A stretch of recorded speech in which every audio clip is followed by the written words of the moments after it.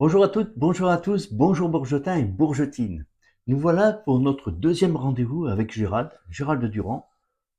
Et on va intervenir aujourd'hui et je vais lui poser des questions, 3 questions exactement, sur la qualité de vie au Bourget.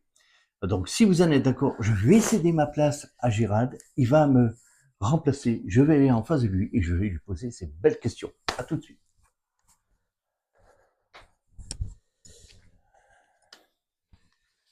Bonjour à tous, bonjour à toutes. Eh bien, très heureux d'être avec vous pour cette deuxième interview. Ben écoute, merci Gérald à toi d'être là. En face de moi, là c'est le cas de dire, là on va faire un face-à-face. Et dans ce face-à-face, je vais me permettre de te poser donc cette première question. Comment évalues-tu la qualité de vie actuelle au Bourget? Alors, la qualité de vie est un sujet assez vaste, mais vital pour la ville du Bourget. Nous avons des atouts importants avec la proximité de Paris et des infrastructures intéressantes. Mais nous avons des problèmes qui persistent. La circulation, le stationnement, la pollution, les nuisances sonores et l'urbanisation qui inquiètent les Bourgetins. D'accord? Quand tu me parles de l'urbanisation qui inquiète les habitants, quels sont, selon toi, les risques principaux liés justement à cette évolution? Eh bien, écoute, c'est un sujet important. Une urbanisation mal contrôlée risque d'aggraver les problèmes de stationnement, de circulation et de densité démographique. Nous voyons aussi que certaines constructions récentes ne tiennent pas compte des besoins réels des habitants, que ce soit au niveau des services publics ou que ce soit au niveau des commerces de proximité. Pardon. Si nous ne faisons rien, si les élus ne font rien, la ville du Bourget va devenir irrémédiablement une ville dortoir. Très bien.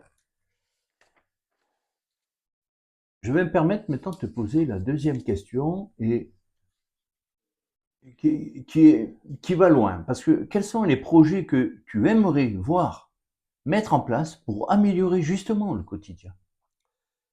Je crois que maintenant, il faut qu'il y ait une réflexion habituelle et commune qui est l'approche écologique dans tous les projets. Pas l'écologie punitive, mais une écologie au service du bien-être des habitants. Je pense que la végétalisation des espaces privés et publics est un objectif. Je pense aussi qu'il faut s'adapter à l'évolution climatique, par exemple en repensant à des lieux arborés. C'est important. Il faut aussi réfléchir à la modification du flux de la circulation, en engageant non pas un bras de fer, mais en engageant des positions fortes et une relation forte, peut-être même dure, avec les institutions publiques et les prestataires privés. Je pense que c'est des points et des principes qu'il faut défendre dans ces lieux-là.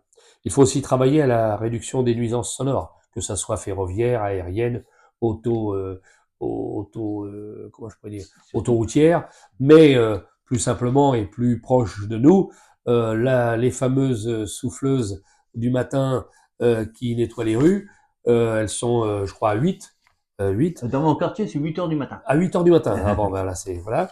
Je crois qu'à l'époque où nous vivons, il doit y avoir la possibilité d'avoir des matériels avec des silencieux, parce que tu sais que les nuisances sonores, c'est un véritable stress. Et donc, dans les villes comme les nôtres, les villes urbaines, hein, le stress est important, donc il faut travailler à réduire ce genre de nuisances.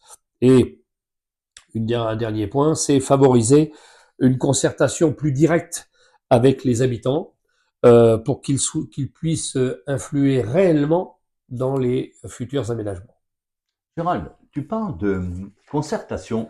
Alors justement, comment envisages-tu d'impliquer concrètement les habitants dans ces décisions? Bah écoute, nous voulons mettre, quand je dis nous, c'est au sein de l'Union, on en discute et on a fait avancer les sujets. Nous voulons mettre en place des réunions citoyennes régulières et créer une plateforme participative en ligne où chacun des Bourgetines et Bourgetins pourra soumettre ses propres idées et voter sur des projets prioritaires.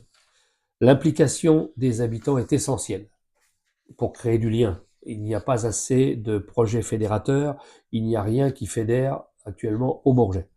Il faut donc que l'implication des habitants soit essentielle pour que le Bourget évolue en fonction de leurs besoins réels et non pas de tout simplement des décisions venues entre guillemets d'en haut.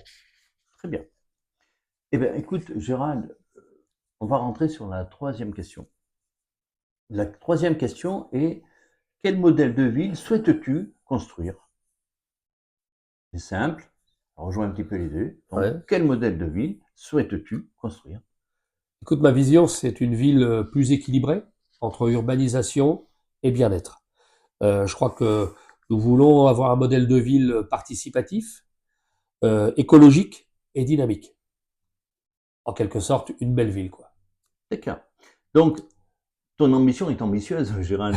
Oui. Mais quels seraient, selon toi, les premiers leviers concrets pour activer, pour transformer cette vision vraiment en réalité?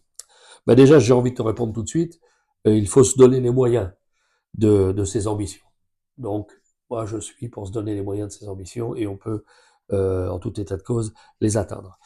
Je crois qu'il faut mettre en place la première des choses, mettre en place une communication plus ouverte, mais ouverte à tous, afin que d'impliquer les citoyens. Il faut aussi donner de la visibilité et de la transparence sur tous les projets qui se passent dans la ville. Il n'y a pas assez de visibilité, pas assez de transparence. Et je crois que pour tout ça, il faut se mobiliser, et se mobiliser dans un but, c'est de créer du lien. Il faut créer du lien au niveau de la population. Très bien. Écoute, Gérald, merci pour ces trois questions. Merci beaucoup pour cet éclairage sur un sujet vraiment qui touche directement le quotidien des Bourgetins. On comprend mieux que justement il faut un équilibre dans le développement et la qualité de vie et que des choix forts doivent être faits pour préparer l'avenir de la ville. Tout à fait. Nous aurons sûrement l'occasion, et déjà dès la semaine prochaine, de commencer à en parler parce que la semaine prochaine, nous allons traiter un sujet. Tu m'as fait part que tu avais rencontré un certain de Bourgetins et Bourgetines cette semaine. Eh bien, le sujet de la semaine prochaine va parler de la densification urbaine, un enjeu clé pour le Bourget. Et je pense que les Bourgetins et les Bourgetines attendent des réponses, en tout cas de ton côté, sur ce sujet. Donc, si tu me le permets, laisse-moi te donner la parole pour terminer justement cette interview. Écoute, merci Philippe. J'espère avoir répondu d'une façon la plus sincère et la plus honnête possible à ces diverses questions. Puis je vous donne rendez-vous à la semaine prochaine pour une nouvelle interview. À C'est bientôt. à, c'est à toi de couper le micro. Je le coupe.